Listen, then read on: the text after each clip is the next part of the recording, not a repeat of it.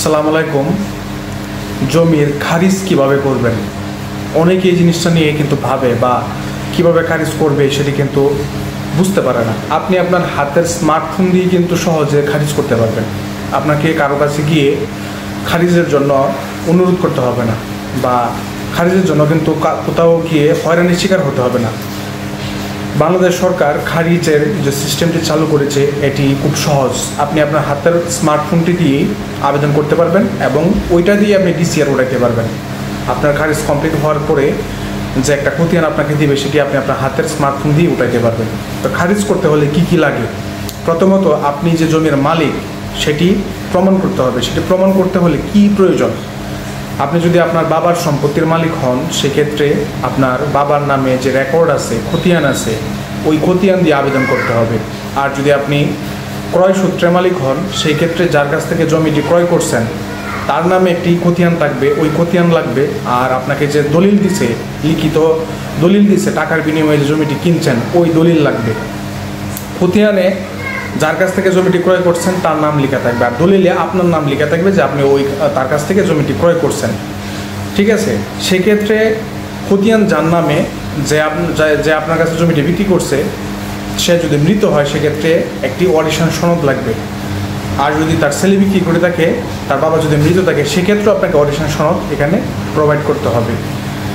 তো আর যে খতিয়ানের মালিক সে যদি জীবিত থাকে বা সে যদি সরাসরি আপনার কাছে বিক্রি করে থাকে তাহলে ওয়ারিশন সনদের তেমন একটা প্রয়োজন পড়ে না। আর জীবিত হলে ওয়ারিশন সনদের প্রয়োজন একদমই তো নেই, কারণ খতিয়ানের মালিক যে জমি তো সেই বিক্রি করছে, দলিলের মালিক যে জমির মালিক কিন্তু সে হয় না। আপনারা একটা জিনিস খেয়াল রাখবেন, আপনি দলিলের মালিক কিন্তু জমির মালিক কিন্তু আপনি সম্পূর্ণভাবে হইতে পারলেন না। খতিয়ানের মালিক যে সে কিন্তু সম্পূর্ণভাবে জমির মালিক। ঠিক আছে? কাজেই আপনাকে সব কিছু বুঝে শুনে তারপর আবেদন করতে হবে। আবেদনটি করার আগে আপনি খাজনা দিয়ে রাখবেন। খাজনা দিবেন, একটি কলমি নকশা বানিয়ে নেবেন। কলমি নকশা আপনি আপনার যদি কম্পিউটার থাকে সেটি দিয়ে বানাইতে পারবেন, আর যদি কম্পিউটার না থাকে সেক্ষেত্রে আপনি যাবেন একজন নির্দিষ্ট আমিনের কাছে। তার কাছে গিয়ে আপনার জমির নকশা এঁকে, নকশার যে নাম্বার এগুলো সব কিছু লিখে সুন্দর করে একটা নকশা, কলমি নকশা বানিয়ে নেবেন। কলমি নকশা আবেদনের সময় আপলোড করবেন। এখন আসি আবেদনে আপনার খরচ কত। যখন আবেদন করবেন তখন আপনাকে একটা কোর্ট ফি প্রদান করতে হবে 20 টাকা। কোর্ট ফি প্রদান করার পরে আপনাকে আবেদনটি যে ফর্ম থাকবে আবেদনের জন্য সেটি ফিল আপ করবেন। করার পরে আপনাকে আবার 50 টাকা সর্বশেষে ফি দিতে হবে, মোট 70 টাকা। তারপর যে আবেদন কপিটা থাকবে সেটি প্রিন্ট করে আপনি আপনার নির্দিষ্ট আপনার জমি যেই মোজায় অবস্থিত সেই মোজার যে ভূমি উন্নয়ন অফিস থাকে বা নায়েব অফিস থাকে ওইখানে গিয়ে এই কাগজগুলো জমা দিবেন। জমা দেওয়ার পরে এইখান থেকে আপনাকে একটি SMS দিবে যে আপনাকে শুনানিতে অংশগ্রহণের জন্য। আপনি পরবর্তী সময়ে শুনানিতে অংশগ্রহণ করবেন। অংশগ্রহণ করে আপনি আপনার সকল দলিল, সকল কাগজপত্র উপস্থাপনা করবেন। আপনি কিভাবে জমিটি ক্রয় করছেন সব কিছু উপস্থাপনা করবেন, বা আপনি অনলাইনেও সেই শুনানিতে অংশগ্রহণ করতে পারবেন। আর এই কাগজগুলো যে নায়েব অফিসে জমা দিবেন, জমা দেওয়ার আগে আরেকটি কাজ আছে, সেটি হচ্ছে আপনি আবেদন করার পরে আপনাকে একটি কেস নাম্বার দিবে বা মামলা নাম্বার, যেমন 350, 340 এরকমের একটি মামলা নাম্বার দিবে। ওই মামলা নাম্বার দেওয়ার পরে কিন্তু আপনি নায়েব অফিসে কাগজটা জমা দেবেন, এর আগে জমা দিবেন না। তারপর শুনানির পরে আপনাকে শুনানিতে যদি আপনি সকল কাগজ সব কিছু যদি সত্য প্রমাণ করেন সেক্ষেত্রে আপনাকে এখান থেকে পাঠিয়ে দিবে কানুনগুর কাছে, বা এখান থেকে পরবর্তী যে ধাপগুলো থাকে সেই ধাপগুলো অবলম্বন করতে হবে। এরপরে সর্বশেষে আপনাকে ডিসিআর ফি প্রদান করতে হবে 1111 টাকা। 1100 টাকা হচ্ছে আপনার বিকাশ চার্জ বা নগদ চার্জ বা যে মাধ্যমে দেন ওইটার চার্জ। ঠিক আছে? মোট তাহলে আপনার খরচ কত হলো? প্রায় 1200 টাকার মতো, 1200 টাকার কিছু কম আপনার মোট খারিজ করতে খরচ হলো। তাছাড়া আর অন্যান্য কোনো খরচ নেই। ঠিক আছে? তো আপনি যদি আপনার খারিজটি আপনার নিজে করেন সেক্ষেত্রে দেখেন আপনার মাত্র 1200 টাকায় আপনি টোটাল কাজটি করতে পারলেন। ঠিক আছে? তো আজকে কীভাবে আপনি আপনার স্মার্টফোন দিয়ে এই সুন্দরভাবে কাজটি করবেন সেটি আমি আপনাদেরকে শিখিয়ে দিব। তো চলুন আমি মোবাইল স্ক্রিনে নিয়ে প্রথমে আমি এখানে লিখব, গুগলে গিয়ে এখানে লিখব নামজারি। নামজারি লিখে তারপর এখান থেকে গোতে টাচ করব। টাচ করার পরে এখানে ভূমি মন্ত্রণালয় mutation.land.gov.bd এটিতে টাচ করব। আমার এখানে এটি ডেস্কটপ মোড অন করা আছে। ডেস্কটপ মোড অন কিভাবে করবেন, অনেকেই এটি পারেন না। এর জন্য উপরে এই যে থ্রি ডট আছে এখানে টাচ করবেন। এখানে টাচ করে তারপর এই যে এখানে লেখা আছে ডেস্কটপ সাইট, এই ডেস্কটপ সাইটটা অন করে দিবেন। ঠিক আছে, সেক্ষেত্রে আবেদন করতে সুবিধা হবে। আবার ডেস্কটপ সাইট অন করা ছাড়াও আবেদন করা যায়। ঠিক আছে, আপনি দুইভাবে করতে পারবেন। তো এরপরে এখানে লেখা আছে নামজারির আবেদন, আমি নামজারির আবেদনে টাচ করব। টাচ করার পরে এই যে এখানে নতুন নামজারি আবেদনের কোড ফি নম্বর তৈরি করতে চাই।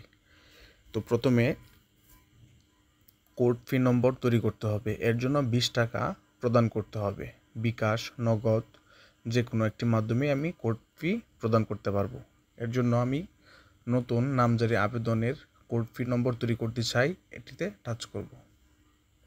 তারপর এখানে আমি যেই উপজেলায় বা যেই ভূমি অফিসে আমি নামজারির আবেদন করতে চাচ্ছি সেই ঠিকানা আমি এখানে লিখব। ঠিক আছে, প্রথমে বিভাগ সিলেক্ট করে দিব, এখান থেকে জেলা সিলেক্ট করে দিব,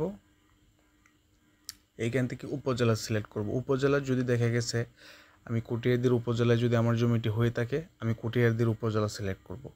আমার বাড়ি হচ্ছে দেখা গেছে বাজিতপুর উপজেলা, কিন্তু আমি বাজিতপুর উপজেলা সিলেক্ট করব না। সেই ক্ষেত্রে যখন আমি কটিয়াদীর উপজেলার জমির জন্য আবেদন করব সেটি করা যাবে না। আমি যেই উপজেলায় আমার জমিটি অবস্থিত সেই উপজেলা এখানে সিলেক্ট করে দিতে হবে। ঠিক আছে, আমি এখান থেকে বাজিতপুর সিলেক্ট করে দিলাম। তারপর এখানে যার জমির নামে নামজারি আবেদন করা হবে তার নামটা এখানে আমি লিখে দিব। ঠিক আছে, যেমন আমি এখানে একটা নাম লিখে দিলাম।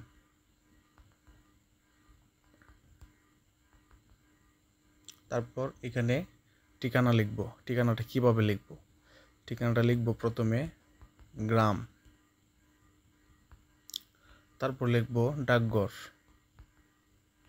তারপর লিখব উপজেলা, তারপর লিখব জেলা।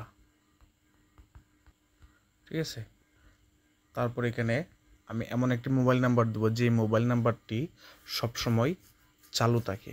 ঠিক আছে, কারণ এটিতে মেসেজ আসবে। তারপর এখানে একটি এনআইডি নাম্বার দিতে হবে। ঠিক আছে, আমি সঠিক এনআইডি নাম্বার এখানে বসায় দিলাম।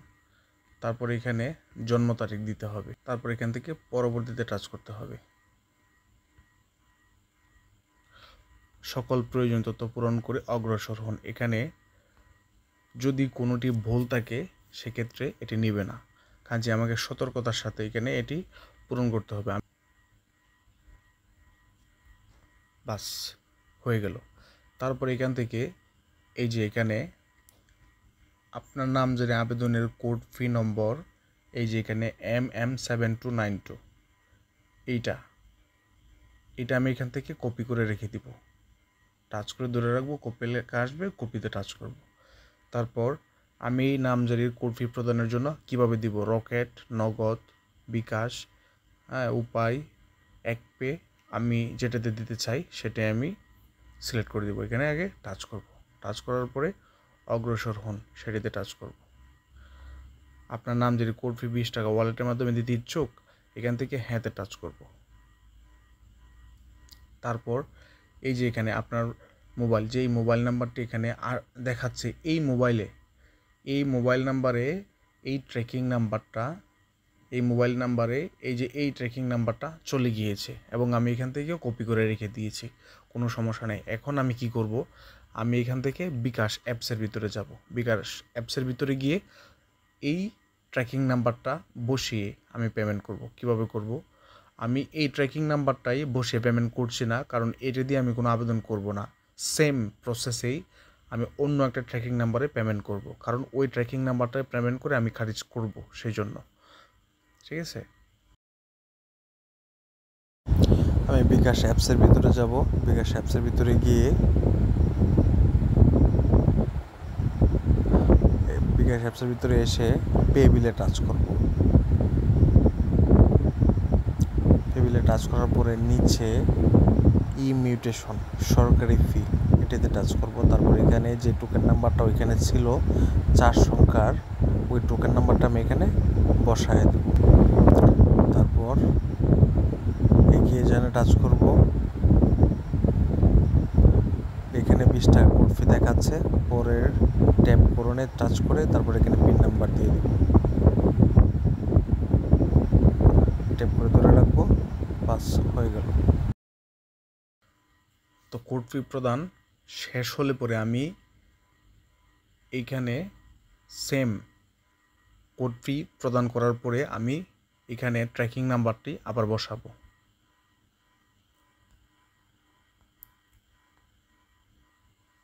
তারপর এখানে সঠিক যেই নাম্বারটি আমি এখানে দিয়ে কোড ফি প্রদান করছিলাম ওই নাম্বারটি আমি আবার এখানে বসাবো। তারপর এখান থেকে ভেরিফাই টাচ করব। এখানে কি লেখা আসছে, আপনার নামজারি আবেদনের কোড ফি পরিশোধিত, আপনি নিচের তথ্যগুলো পূরণ করে অগ্রসর হতে পারবেন। তার মানে আমি কোড ফি প্রদান করতে পেরেছি। তারপর এখানে আমি আমার যেই কতগুলো 1 2 3 4 এভাবে স্টেপ বাই স্টেপ যেই প্রশ্নগুলো দেওয়া আছে প্রশ্নগুলোর উত্তর এখান থেকে টিক চিহ্ন দিয়ে দিতে হবে। জমির মালিকানা সূত্র, আমি কোন সূত্রের মালিক, ক্রয়, ওয়ারিশ, হেবা, ডিগ্রি, নিলাম, বন্দোবস্ত, অধিগ্রহণ, অন্যান্য। ক্রয়, আমি যে জমিটি কিনে থাকি সেটি হচ্ছে ক্রয়। ওয়ারিশ, আমি যদি কোনো ওয়ারিশান সম্পত্তি পেয়ে থাকি সেক্ষেত্রে ওয়ারিশ। হেবা মানে যদি যেটি দান করা হয়, দান কাওলা বলে, বা কোনো বিনিময়ে যে আমি আমার ছোটো ভাইকে পড়াশোনা করিয়ে লালন পালন করিয়ে বড় করেছি, এখন আমার ছোটো ভাই আমাকে হেবা একটি জমি দিয়ে দিচ্ছে, এরকমের একটি খাওলা হইলেই হেবা। আবার ডিগ্রি, নিলাম, বন্দোবস্ত, অধিগ্রহণ, অন্যান্য, এখানে আরও অনেকগুলো আছে। হ্যাঁ, কারণ ভিডিও লম্বা করতে চাচ্ছে না, এগুলো যেটি না বুঝেন সেটি জেনে নেবেন। তারপর এখান থেকে দ্বিতীয়টি হচ্ছে ক্রেতাবাদী গ্রহীতার তথ্য। এখান থেকে আমি ব্যক্তি মালিকানাধীন জমির জন্য আবেদন করব, সেই জন্য ব্যক্তি মালিকানাধীন জমির জন্য আবেদন, সেটি আমি এখান থেকে রাইট চিহ্ন দিয়ে দিব। তারপর প্রাতিষ্ঠানিক মালিকানাধীন জমির জন্য আবেদন, যদি কোনো মাদ্রাসা স্কুল প্রতিষ্ঠান থাকে, ওই প্রতিষ্ঠানের যদি সম্পত্তি থাকে সেক্ষেত্রে ওইটা সিলেক্ট করতে হবে। তারপর 18 বছরের ঊর্ধ্বে সকল গ্রহীতার জাতীয় পরিচয়পত্র আছে কিনা, হ্যাঁ। আবার এখানে আরেকটা বিষয় হচ্ছে, যদি নাবালক 18 বছরের নিচে থাকে, যদি তার নামে খারিজ করতে হয় সেক্ষেত্রে কি করতে হবে, সেই ক্ষেত্রে এটি নাতে সিলেক্ট করতে হবে। ঠিক আছে, নাতে সিলেক্ট করে প্রতিনিধির জাতীয় পরিচয়পত্রের সাথে হুবহু মিল রেখে প্রদান করুন। এখানে একজন প্রতিনিধির জাতীয় পরিচয়পত্র এখানে দিয়ে দিতে হবে। ঠিক আছে, প্রতিনিধি নাম্বার দেওয়ার পরবর্তীতে একেবারে শেষ প্রান্তে গিয়ে প্রতিনিধি, এই যে নাবালক ছিল 18 বছরের নিচে, তার অনলাইন জন্ম নিবন্ধন নম্বর বসানোর একটা অপশন থাকবে, ওইখানে ওই নাম্বারটা বসায় দিতে হবে। ঠিক আছে, তো আমি এখন সবাই 18 বছরের ঊর্ধ্বে যারা আছে তাদের জন্য আবেদনটি করবো, সেই জন্য আমি হ্যাঁতে টাচ করে দিব। তারপর এখান থেকে এই আবেদনটি কে করতেছে, গ্রহীতা নাকি প্রতিনিধি, এখান থেকে গ্রহীতা সিলেক্ট করব। আর প্রতিনিধি হচ্ছে যে আমি তার পক্ষ হয়ে আমি এই কাজটা করে দিচ্ছি, সেক্ষেত্রে এখানে প্রতিনিধি টাচ করতে হয়, তার এনআইডি কার্ড দিতে হয়। ঠিক আছে, এখানে গ্রহীতা নিজে আবেদন করতেছে, সেই জন্য গ্রহীতাটাই সিলেক্ট করা সবচেয়ে ভালো, গ্রহীতাই সিলেক্ট করা হবে। তারপর এখান থেকে গ্রহীতার এনআইডি নাম্বার, জন্ম তারিখ, এগুলো স্টেপ বাই স্টেপ পূরণ করে দিব। গ্রহীতার এনআইডি নাম্বার দিয়ে দিব এখানে। তারপর এখান থেকে গ্রহীতার জন্ম তারিখ, এটি যদি ভুল হয় সেক্ষেত্রে কিন্তু পরবর্তী ধাপে যাওয়া যাবে না, কাজেই এটি সঠিকভাবে পূরণ করতে হবে। এখানে জন্ম তারিখ দিয়ে দিব। তারপর এখানে এই এনআইডি কার্ডের সাথে হুবহু নাম মিল রেখে আমাকে এখানে নাম দিতে হবে। নামের ভুল হলে পরবর্তী ধাপে যাওয়া যাবে না।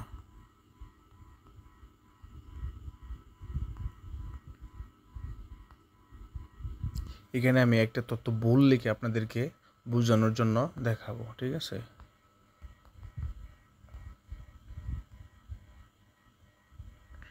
এটা লিখলাম, তারপর এখান থেকে লিঙ্গ সিলেক্ট করে দিব।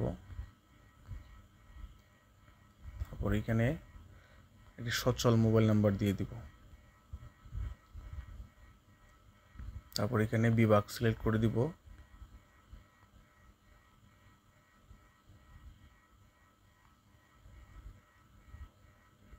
এখানে মৌজা নির্বাচন করুন। জমি যেই উপজেলায় অবস্থিত, যেই মৌজায় অবস্থিত, ওই মৌজা, ওই উপজেলা, জেলা এগুলো সিলেক্ট করে দিতে হবে।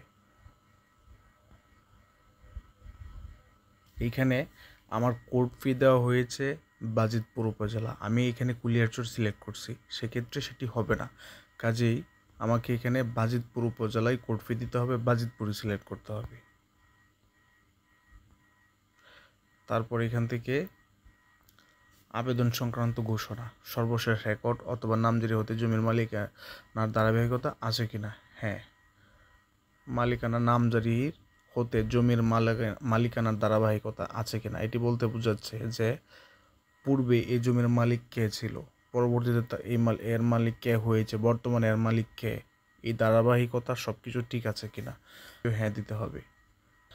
আবেদিত জমি দখলে আছে কিনা, মানে আবেদন করা হচ্ছে যে জমির জন্য, সেই জমিটি আমি ব্যবহার করতেছি কিনা, হ্যাঁ।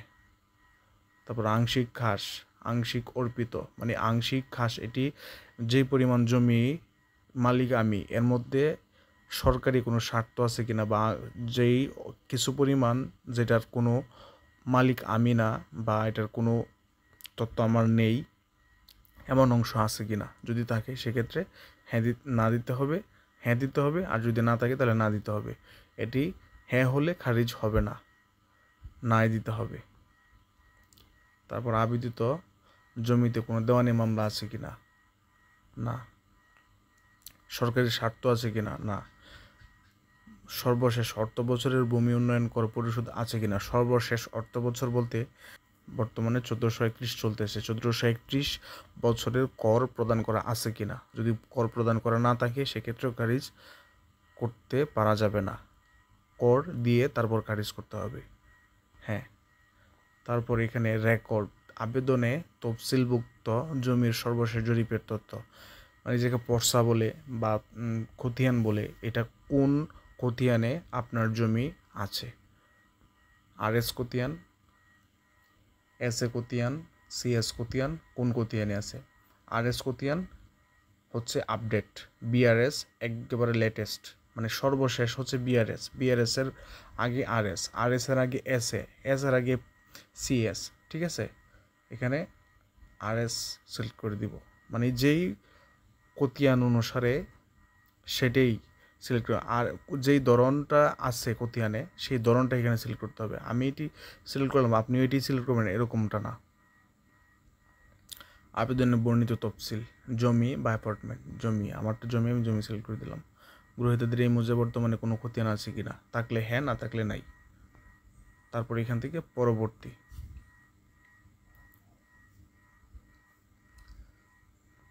এইখানে লেখা আছে জাতীয় পরিচয়পত্রের সাথে হুবহু মিল রেখে তথ্য পূরণ করা হয়েছে। এটা জাতীয় পরিচয়পত্রের সাথে যদি মিল না থাকে সেক্ষেত্রে সেটি আবেদন করা যাবে না। এখানে আমি সব মিল আছে এই কথা বলে আমি হ্যাঁতে টাচ করব, কিন্তু দেখেন কি আসে পড়ে। হ্যাঁ, এখানে একটা OTP গেছে, ওই নাম্বারে একটি OTP কোড গেছে, ওই কোডটা এখানে বসাইতে হবে। বসানোর পরে আমি পরবর্তী ধাপে যেতে পারবো। বসাই দিলাম, তারপর এখানে এটাতে রাইট চিহ্ন দিয়ে দিতে হবে, তারপর এখানে যাচাই করুনে টাচ করতে হবে। এই যে এখানে এই নামটা সঠিক নাই, এখানে সঠিক যেটি যদি না হয়, লেখাতে যদি ভুল হয়, সেক্ষেত্রে সঠিক NID অনুযায়ী পূরণ করুন, এই লেখাটি চলে আসবে, এটা নিবে না। এটা সঠিকটা হচ্ছে এই, তারপর সঠিকটা লিখে যাচাই করুনে টাচ করব।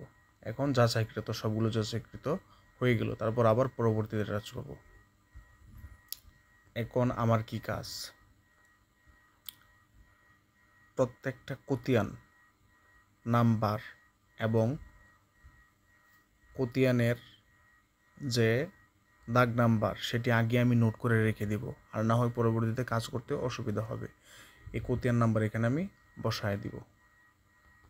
তারপর এখান থেকে ভেরিফাই টাচ করব। ভেরিফাই যদি হয় তাহলে হবে, আর যদি না হয় সেক্ষেত্রে এখানে লিখে আসবে উক্ত জমির জন্য তথ্য পাওয়া যায়নি, বাকি তথ্যগুলো নিজে পূরণ করতে হবে। আর না হয় পেয়ে গেলে অটোমেটিক সেটি ফিল আপ হয়ে যেত। তারপর এখানে দাগ নাম্বার দিয়ে দিব। তারপর জমির পরিমাণ লিখব। জমির পরিমাণ লেখার মধ্যে অনেকে ভুল করে। পরিমাণটা কীভাবে লিখতে হয়, আপনি যদি 1 শতক জমির জন্য খারিজ করতে চান সেক্ষেত্রে কীভাবে লিখবেন, 0.01 1 শতক। আর যদি দেখা গেছে আপনি অর্ধেক, 1 শতকের অর্ধেক খারিজ করতে চান সেক্ষেত্রে আপনি কীভাবে লিখবেন, তারপর এখানে আবার একটা শূন্য দিবেন, শূন্য দিয়ে 50, তখন 50 অযুতাংশ। আর যদি আপনি 10 শতক লিখতে চান সেক্ষেত্রে কী লিখবেন, কীভাবে লিখবেন, 0.10 10 শতক, এভাবে লিখবেন। ঠিক আছে। তারপর দলিল নাম্বার, এখানে একটা দলিল নাম্বার দিয়ে দিব। তারপর দলিলের তারিখ দিয়ে দিব এখানে। তারপর এখান থেকে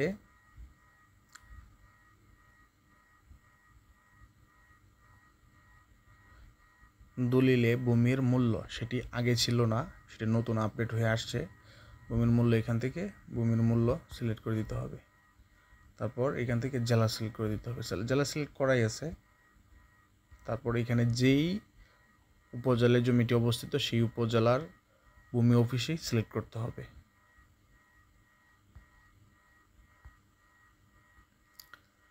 তারপর যদি দেখা গেছে এমন হয় যে খতিয়ান একই কিন্তু জমির পরিমাণ একবার 10% কিনছেন, পরবর্তীতে সেই খতিয়ানেরই বাকি আরও 5% জমি রয়ে গেছে, ওইটা আপনি পরবর্তীতে কিনছেন, সেই ক্ষেত্রে এখানে কি করবেন, আরও দলিল যুক্ত করুন, এটিতে টাচ করবেন।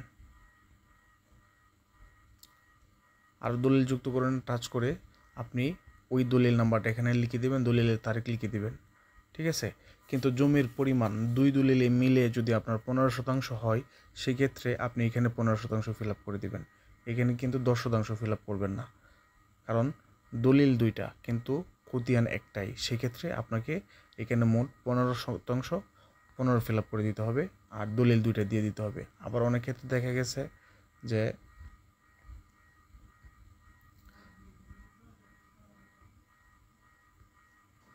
আরও দাগ থাকে, একই খতিয়ানে একাধিক দাগ থাকে, একই খতিয়ানে একাধিক দাগ যদি থাকে সেক্ষেত্রে আপনাকে আরও দাগ যুক্তকরণে টাচ করবেন। এই যে এখানে আরও দাগ যুক্ত করুন, এটিতে টাচ করবেন। এটিতে টাচ করে আপনি ওইখানে দাগ নাম্বার লিখে দেবেন, কিন্তু খতিয়ান একটাই, খতিয়ান নাম্বার আর দিতে হবে না, এখানে দাগ নাম্বার লিখে দিবেন। ঠিক আছে। তারপর এখানে জমির পরিমাণ লিখে দিবেন। তারপর এখানে দলিল নাম্বার লিখে দেবেন, ওইটার জন্য আরেকটা দলিল থাকবে, ওই দলিল নাম্বার এখানে লিখে দিবেন। তারপর দলিলের তারিখ লিখে দিবেন এখানে। তারপর এখানে যেহেতু পূর্বে সাব রেজিস্ট্রার অফিসের নাম সিলেক্ট করা হয়ে গেছে, খতিয়ান এটাই, সেই ক্ষেত্রে এখানে আর কোনো দ্বিতীয়ত সাব রেজিস্ট্রার অফিসের নাম সিলেক্ট করার প্রয়োজন নেই, এটা অটোমেটিক সিলেক্ট হয়ে গেছে। প্রত্যেকটা খতিয়ানের জন্য আলাদাভাবে সাব রেজিস্ট্রার অফিসের নাম সিলেক্ট করতে হয়, কারণ দেখা গেছে আপনি নামজারির আবেদন করতেছেন, এক জমি পড়ছে এক উপজেলায়, আরেক জমি পড়ছে অন্য উপজেলায়, সেক্ষেত্রে আপনাকে কি করতে হবে, এই জন্য প্রত্যেকটা খতিয়ানের জন্য আলাদা উপজেলা ভূমি অফিস সিলেক্টের সুযোগ রয়েছে।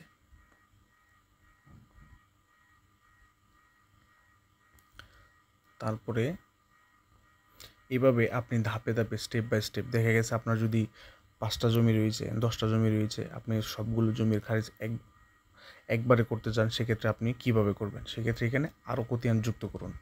আরও খতিয়ান যুক্ত করে এখানে পূর্বের ন্যায়, এই যে এখানে এটা যেভাবে ফিল আপ করছেন, এই সম্পূর্ণটা যেভাবে ফিল আপ করছেন তদ্রূপ আপনি এটা ওইভাবে ফিল আপ করে দিবেন। ফিল আপ করে স্টেপ বাই স্টেপ এভাবে আরও থাকলে আরও ফিল আপ করে নিচে চলে আসবেন। ঠিক আছে।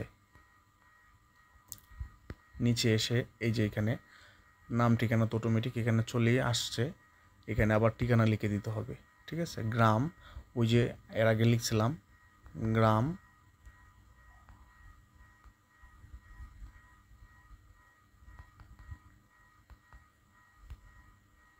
তারপর ডাকঘর,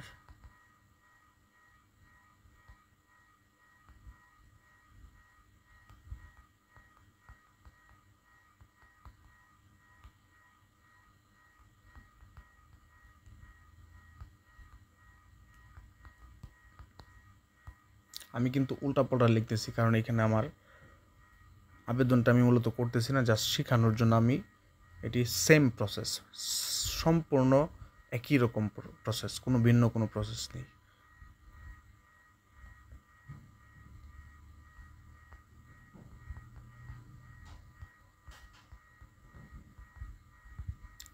ঠিক আছে, ফিল আপ করে দিলাম। তারপর এখান থেকে গ্রহীতার তথ্য যুক্ত করুন। এখানে যদি একই জমির গ্রহীতা থাকে দুইজন, গ্রহীতা বলতে তো বুঝেনি, মানে যে জমিটি ক্রয় করে, জমিটি যে গ্রহণ করে, সেক্ষেত্রে এখানে গ্রহীতার তথ্য যুক্তকরণে টাচ করে আরেকজন গ্রহীতার নাম এখানে লিখে দিবেন। ঠিক আছে, তারপর এখানে আবেদনকারীর তথ্য প্রতিনিধি, এখানে প্রতিনিধির নাম এখানে অটোমেটিক চলে আসছে, এখানে শুধু জাস্ট ঠিকানা লিখে দিলেই হবে।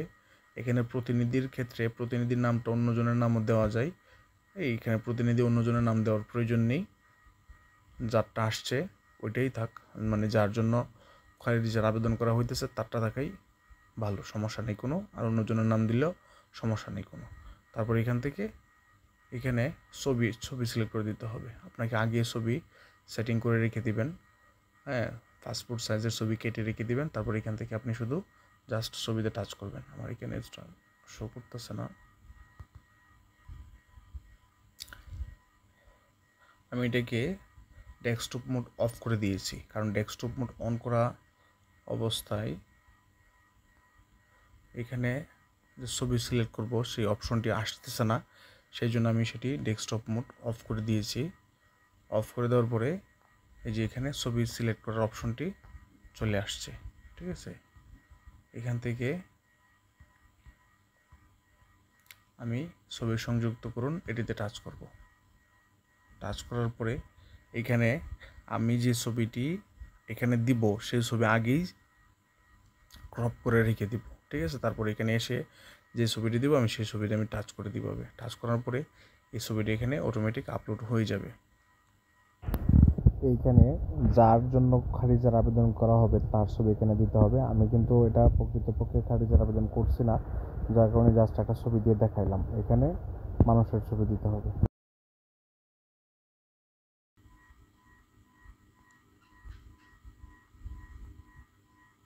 ছবি আপলোড হওয়ার পরে আমি পরবর্তীতে টাচ করব।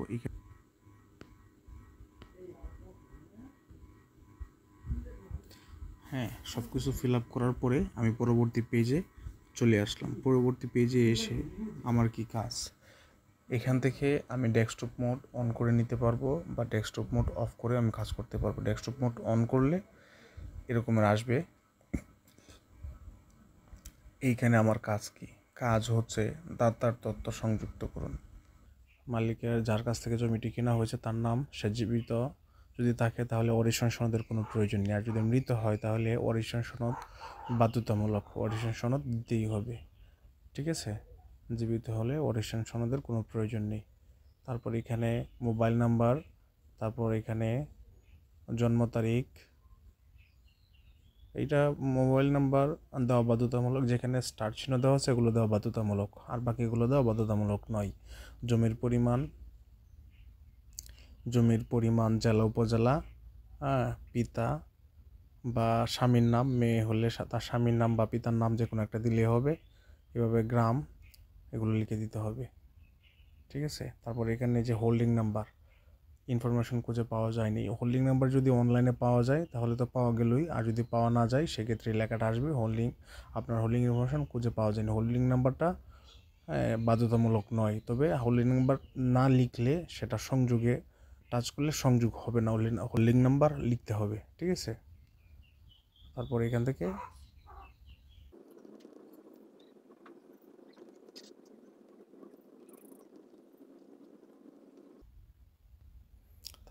সংযোগে টাচ করব। মোবাইল নাম্বারটা দেওয়া হয় নাই, এখান থেকে সংযোগে টাচ করব। এই যে এখানে সংযোগ হয়ে গেল, ঠিক আছে। তারপর এখান থেকে আমাকে যেই দলিল, তারপরে ওই দলিলের যে খতিয়ান, ওইগুলো আগেই মোবাইল দিয়ে ছবি তুলে স্ক্যান করে পিডিএফ ফাইল আকারে তৈরি করে রাখতে হবে। তৈরি করে রেখে আমি এখান থেকে সংযোগ করুন এখানে টাচ করে ওই পিডিএফ করা ফাইল এখানে আপলোড করে দিব সবগুলো। যেমন এখানে পিডিএফ করা আছে, এগুলো এভাবে টাচ করে আপলোড করে দিতে হবে। আপলোড করে প্রত্যেকটা খতিয়ানের স্ক্যান কপি ওইটা ওইভাবে আপলোড করে দিতে হবে। আপলোড করে আমি এখান থেকে আবেদন দাখিল করুন, এখানে আবেদন দাখিল করুনে টাচ করব। আবেদন দাখিল করুনে টাচ করার পরে আমাকে একটি আবেদন নাম্বার দিবে এবং একটা ট্র্যাকিং নাম্বার দেবে। ওই ট্র্যাকিং নাম্বার দিয়ে আমাকে 50 টাকা ফি প্রদান করতে হবে। আর যদি দেখে গেছে আমি আবেদনটি যা ফিল আপ করছি তার মধ্যে আমার একটু সন্দেহ আছে, সেক্ষেত্রে আমার আবেদনটি আবার রিভাইজ দেওয়ার প্রয়োজন পড়তে পারে, বা বিদ্যুৎ চলে যাওয়ার একটা ভয় থাকতে পারে কম্পিউটার দিয়ে করলে, বা যে কোনো সমস্যা যদি মনে হয়, সেক্ষেত্রে আমি কি করতে পারি, খসড়া সংরক্ষণ করুন। এটি যদি আমি সংরক্ষণ করে রাখি, পরবর্তীতে এটির একটা নাম্বার থাকবে, খসড়ার একটা নাম্বার দেবে, ওই নাম্বারটি দিয়ে আমি সেম যা লিখেছি সবগুলো সেভ হয়ে থাকবে। পরবর্তীতে যেটি ভুল বা সন্দেহ মনে হয় এটি রিভাইজ দিয়ে আমি আবার আবেদন দাখিল করতে পারবো। তো এর পরবর্তী অপশনে আবেদন দাখিল করুন, দাখিল করার পরে আমি এখানে টাচ করব। টাচ করার পরে পরবর্তী ধাপে চলে যাবে।